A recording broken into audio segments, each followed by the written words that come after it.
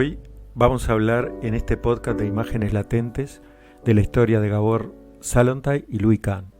Como quizás ya sabemos, Kahn fue un personaje enigmático, además de un arquitecto renombrado en la segunda mitad del siglo XX. A Kahn le encantaba repetir como un mantra la frase «Creo en el poder de un nuevo comienzo». Tenemos pocos datos fehacientes de la vida de Gabor. Sabemos que nació en Hungría y que con 21 años emigra a Estados Unidos, en calidad de refugiado a raíz de la invasión soviética a su país. Su fama está supeditada a que de forma azarosa devino en el compañero de conversación, en el estudio profesional y en el aula del arquitecto Louis Kahn. Es decir, Gabor devino, podemos conjeturar, en el alter ego de Kahn. Ambos, el arquitecto y el húngaro, iniciaron un juego dialéctico a la manera de la mayéutica socrática, en donde el maestro pregunta y el alumno responde. Recordemos ahora la etimología de la palabra mayéutica. Esta palabra viene del griego maieutike, que quiere decir literalmente la técnica de asistir en los partos. Y si vamos al diccionario de la Real Academia Española, dice así: la mayéutica es el método por el cual el maestro mediante preguntas va haciendo que el discípulo descubra nociones que en él estaban latentes. Como ya sospecharán, el personaje principal de esta historia es Kahn, en el rol de maestro, y el joven húngaro su discípulo, en esas batallas por poder dar a luz la idea novedosa en la creación arquitectónica, o el nuevo comienzo en lenguaje de Kahn.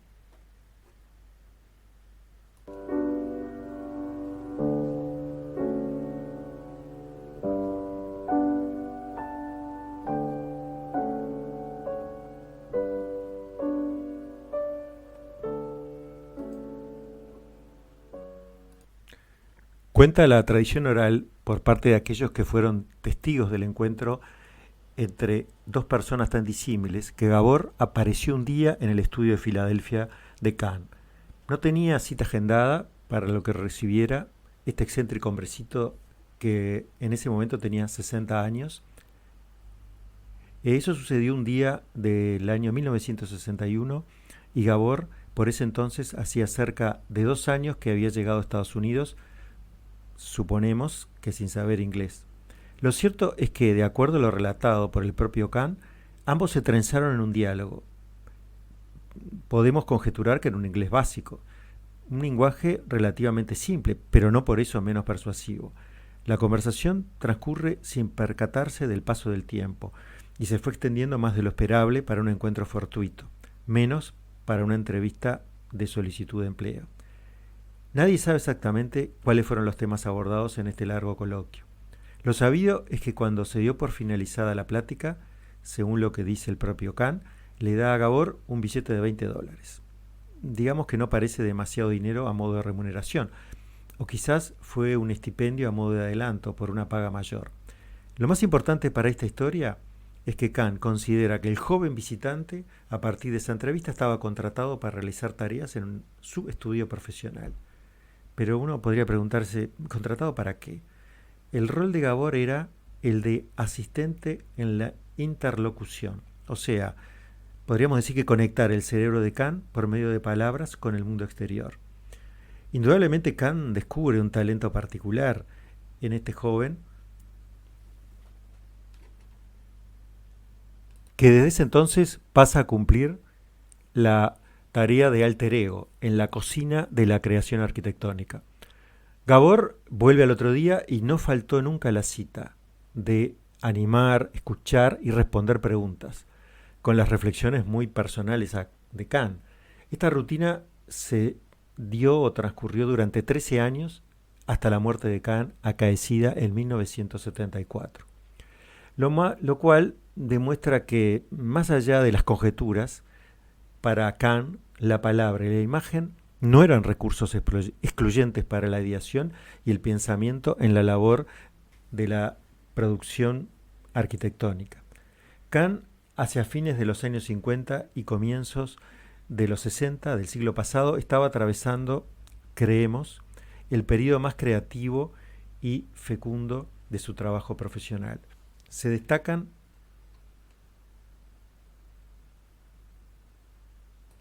dos encargos arquitectónicos muy importantes que le llevaron mucho tiempo y esfuerzo. Uno, la sede de los laboratorios de investigación médica Richards, ubicados en el campus de la Universidad de Pensilvania, en Filadelfia, y otro, el Instituto Salk de Estudios Biológicos, ubicado en la comunidad de La Jolla de San Diego, California, también en Estados Unidos.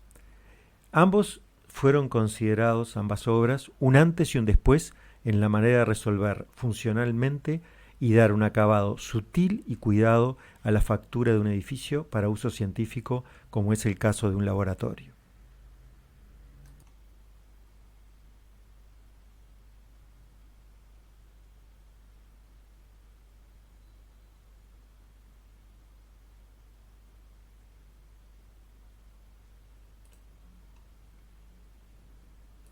Avancemos un poco más en los escasos testimonios que tenemos de esta actividad tan particular de Gabor, y para ello vamos a leer un relato consignado por Per Olaf Held, que es profesor de la Escuela de Arquitectura de Oslo, en un libro llamado Louis Kahn, Las latitudes nórdicas, y que se publicó en 2019. Dice así: Gabor Szalontai fue un participante habitual en la clase magistral de Kahn.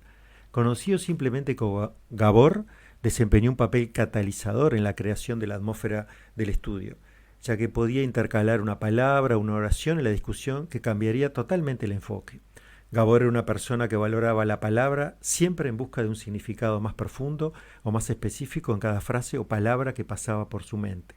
Era como si oliera o saboreara cada frase que estaba en el proceso de construir, y si una encajaba, parecía deletrearla en el aire, donde Kahn la captaría.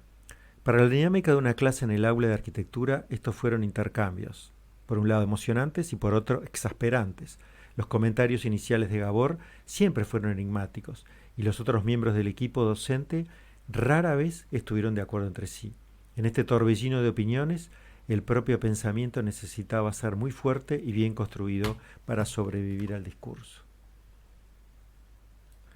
Recordemos que Kahn por ese entonces era profesor de la Universidad de Pensilvania. Continúa diciendo Per Olaf Held: las discusiones desencadenadas por una de las frases de Gabor podían durar para siempre, mientras Kahn sintiera que todavía había un descubrimiento en el aire.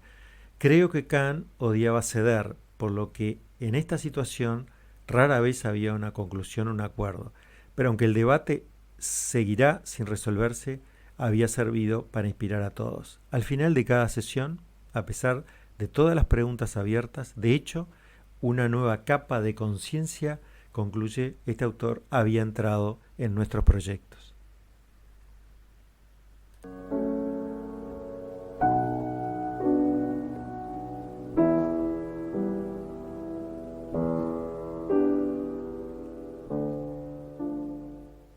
Otro testimonio sobre esta particular relación aparece en un texto publicado en el año 1998, llamado Louis Kahn, Conversaciones con los estudiantes. En este caso, Peter Papademetriou recuerda una clase de Kahn en forma de conferencia a los estudiantes de una escuela de arquitectura en Estados Unidos, concretamente en la Universidad de Rice, en Houston, Texas. Esta conferencia de Kahn fue en 1968. Cuando llevé a cabo la primera edición del libro, que fue en el año 1969, consigna Papademetriou, mi idea era elaborar un texto en respuesta a la naturaleza poética de las explicaciones de Kahn, y para eso utilicé sus palabras grabadas, inéditas y sin editar, y reconstruí su presencia física bajo la forma de verso libre. Escuchemos entonces, les propongo ahora algunos pasajes de esta poesía, yo diría en verso libre, donde Kahn menciona específicamente a Gabor. Dice así: sabes, Gabor, dice Kahn, si pudiera pensar a qué dedicarme distinto de la arquitectura, escribiría un nuevo cuento de hadas. Repito, un nuevo cuento de hadas. Porque del cuento de hadas surgieron los aviones, las locomotoras y esos maravillosos instrumentos, nuestras mentes.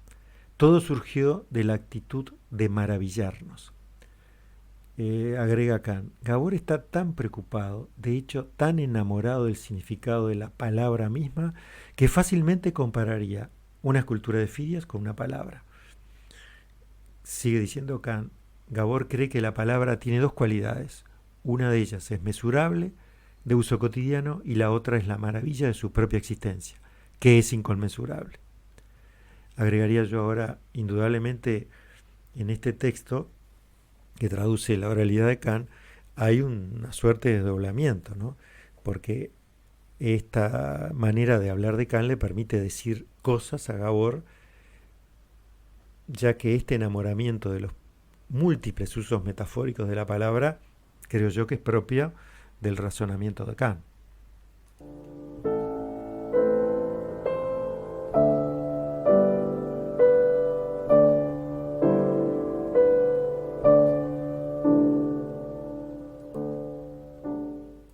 Detengámonos ahora en otro punto de vista, una mirada que desconstruye el ídolo Kant y que se la debemos a Wendy Lesser, en un libro para mí imprescindible para conocer la vida y la obra de Kant, que fue publicado en el año 2017 y que se llama Tú le hablas al ladrillo y se subtitula La vida de Kant.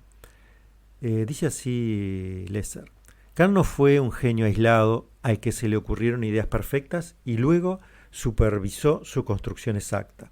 Fue un colaborador de habilidades extraordinarias.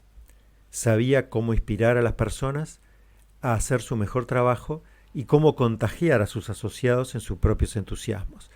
Ya sea contemplando sus propias ideas o la de los demás, siempre estaba eligiendo implacablemente, retocando, rechazando, hasta que finalmente obtenía lo que quería.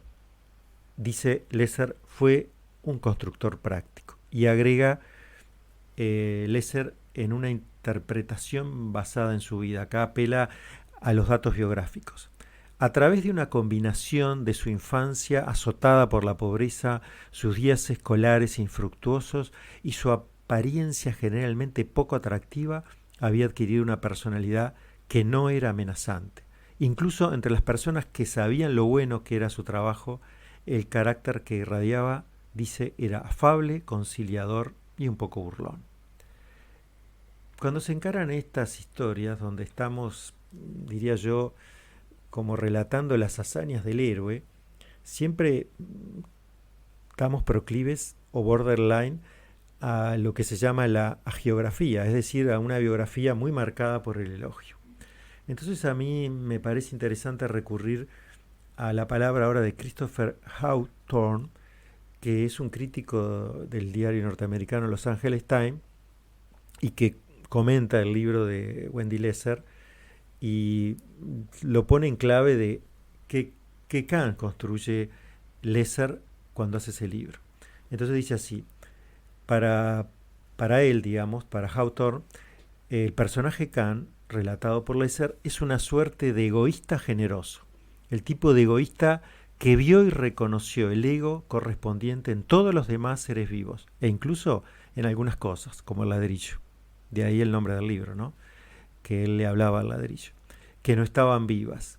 Era un arquitecto que podía ser, a su manera, despiadado, pero también un colaborador de habilidades extraordinarias. Esta aparente contradicción, el encantador arquitecto cuyos edificios y vida personal fueron producto de un ensimismamiento que no fue menos obvio por ser en gran medida generoso y humano, es lo que finalmente, dice este autor, impulsa la biografía de Kant realizada por Wendy Lesser.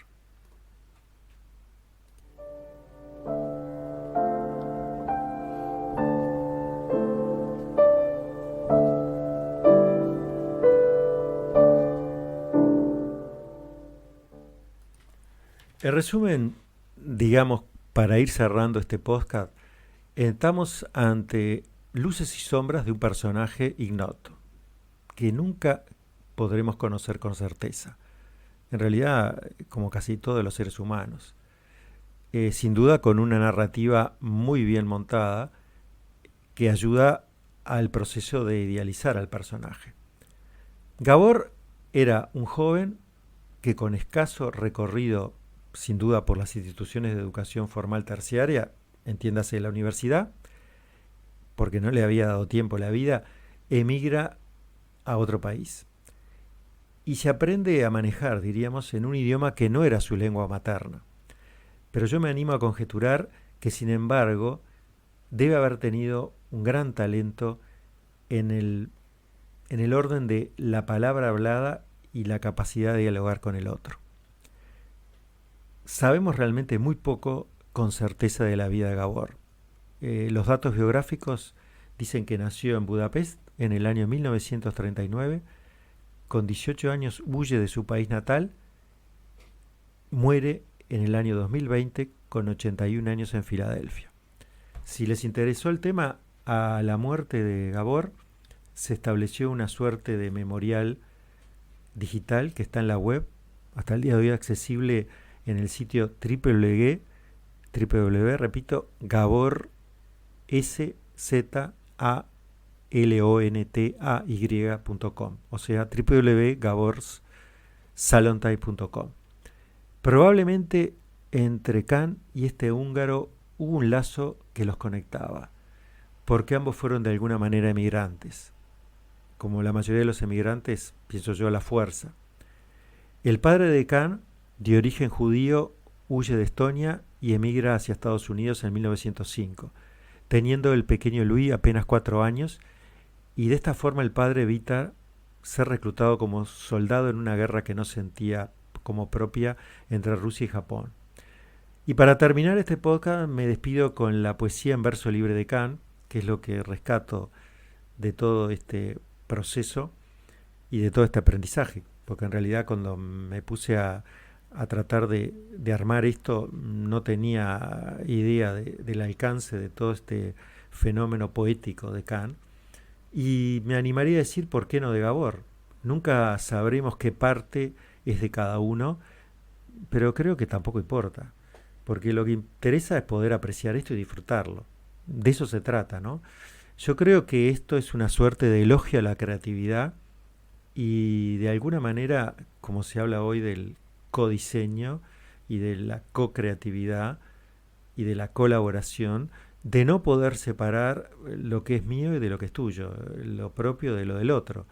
Y tampoco podemos medir cuantitativamente cuál es el porcentaje en que uno contribuye o el otro al acto creativo. Y dice así esta poesía en verso libre de Can.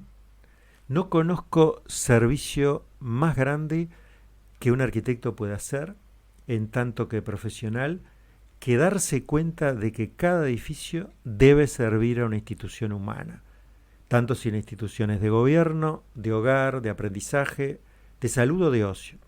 Una de las grandes ausencias en la arquitectura actual es que estas instituciones no se definen. Cada edificio debe servir a una institución humana, que se nos dan por hechas y como tal aparecen en los programas. Cuando habla de programas, acá se refiere a los programas arquitectónicos. Son un listado de funciones que son eso, funciones prácticas utilitarias que deben cumplir ciertos espacios que terminan conformados en lo que llamamos edificios. Pero dice Can, que es lo más importante para mí, tenemos que reprogramar la arquitectura. El programa dado no contempla lo nuevo, porque carece de voluntad de vida.